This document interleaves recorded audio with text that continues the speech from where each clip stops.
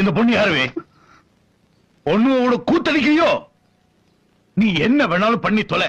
என்ன என்ன ஏன் தொல்லை பண்ற?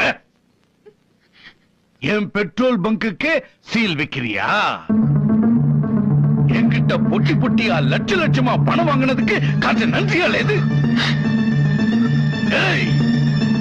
உன் கையில் இருக்கிற எச்ச சோத்துல கூட நான் லஞ்சமா கொடுத்த பிச்சை காசு இருக்கல.